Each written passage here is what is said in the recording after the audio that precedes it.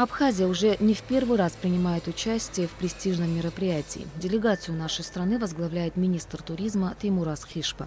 По оценке специалистов, выставка дает прекрасную возможность продемонстрировать туристические преимущества республики и привлечь в Абхазию больше гостей.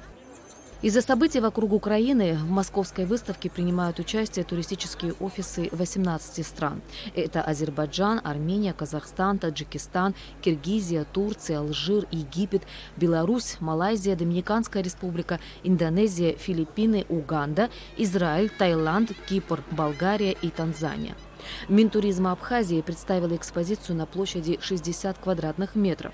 Абхазский павильон пользуется большой популярностью у посетителей. Нельзя не отметить те политические и геополитические процессы, которые происходят в мире, безусловно, сказываются на популярности Абхазии, на том, что оно занимает важное и яркое место в мире туризма. Мы надеемся, что эта выставка пройдет успешно. Выставка будет продолжаться до 17 числа. Наш стенд будет работать каждый день с утра до вечера. Специалисты Министерства туризма работают, рассказывают о нашей стране, о нашей республике.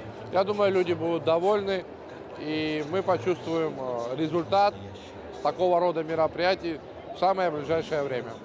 Для гостей выставки представлены абхазские туристические продукты, этнокультурные маршруты, народные художественные промыслы.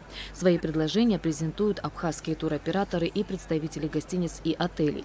Специалисты Минтуризма рассказывают посетителям о нашей стране и культуре. Стенд будет работать с утра до вечера. В туристической выставке совместно с Министерством туризма участвует делегация Торгово-промышленной палаты Абхазии во главе с президентом Тамилой Мирцхулава. Мероприятие проходит в Крокус Экспо с 14 по 17 марта.